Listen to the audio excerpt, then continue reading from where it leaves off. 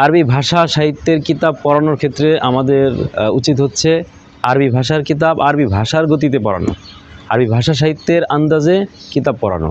অনেক সময় হয় কি, অনেক উস্তাদ আমরা যারা আছি করে থাকি যে আরবি ভাষা সাহিত্যের কিতাব পড়াতে গিয়ে আমরা সেটা নাহু সরফের দর্স বানিয়ে ফেলি। অর্থাৎ মানে নাহু সরফের যে কাওয়াইদের আলোচনা, সেটা পুরো কিতাবের ভিতরে শুধু নাহু সরফের আলোচনা করতে করতে পুরো দর্সটাই না কেমন যেন আমরা নাহু সরফের দর্স বানিয়ে ফেলি। এটা করা যাবে না, বরং ভাষা সাহিত্যের কিতাব ভাষা সাহিত্যের আন্দাজে সেই নিয়ম নীতির আলোকে পড়াতে হবে। হ্যাঁ, নাহু সরফের যে আলোচনা সেটা পড়াতে হবে নাহু সরফের ঘন্টায়, নাহু সরফের ইজরা হবে, সেখানে নাহু সরফের কওয়াইদের আলোচনা হবে, সেখানে যা যা করা দরকার সেখানে সেই দর্শে হবে। এখন আমরা করে থাকি যে ভাষা সাহিত্যের কিতাব পড়াতে গিয়ে, কোরআনের তর্জমা পড়াতে গিয়ে, মানে আরবি যে কোনো কিতাব পড়াতে গিয়ে পুরাটাই আমরা নাহু সরফের দর্শ বানিয়ে ফেলি এবং আমরা মনে করি যে আরবি ভাষা সাহিত্যের কিতাব পড়ানোর পদ্ধতি হচ্ছে নাহু সরফ। না, এটা তরিকাটা সহি নয়। যেমন ধরুন, আমরা যদি কেউ মুখতারাত পড়াই বা আল কিরাতুল রাশেদা পড়াই অথবা অন্য কোনো কিতাব, যেমন আমার হাতে একটি কিতাব আছে আমার সংকলিত রওয়াইল কিসাসিল আদাবিয়া। তো এই কিতাব আদব বিভাগে বিভিন্ন জায়গায় পড়ানো হয়।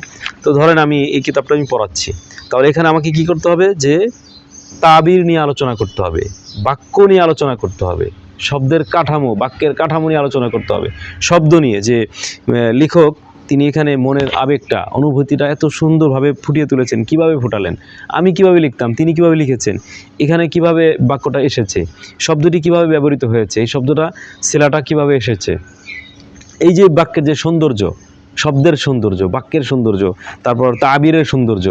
যে তাবির তো আমরা মুখের ভাষায় তো আমরা নিজের মতো করে আরবিতে এক ধরনের লিখি, আরবরা কিভাবে লেখে, একজন সাহিত্যিক তিনি কিভাবে এই মনের ভাব ফুটিয়ে তোলেন, একটা মাকালা তিনি কিভাবে শুরুটা করলেন, মাঝখানে কী জিনিস আনলেন এবং তার সমাপ্তিটা কী ছিল, তার সেখানে কি আবেগ ছিল, কি তার মোট কথা হচ্ছে যে বাক্যের সৌন্দর্য, ভাষার সৌন্দর্য নিয়ে আলোচনা করা, এটা হচ্ছে কাম্য। কিন্তু যদি আমি পুরাটাই নাহু সরফে বানিয়ে ফেলি, নাহু সরফের খুঁটিনাটি বিষয় ছাত্রদেরকে আমরা প্রশ্ন করতে থাকি, তাহলে কিন্তু ভাষা সাহিত্যের যে স্বাভাবিক যে শিক্ষার নিয়ম, সেই নিয়মের বাইরে গিয়ে ছাত্রদেরকে আমরা একটা বড় বিপদে ফেলবো।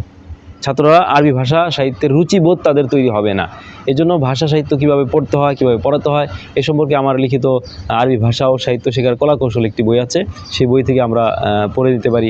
অথবা আরবি ভাষা যারা ফান্নি উস্তাদ আছেন তাদের সাথে মুজাকারা করে, পরামর্শ করে আমরা আরবি ভাষার দর্স প্রদান করতে পারি।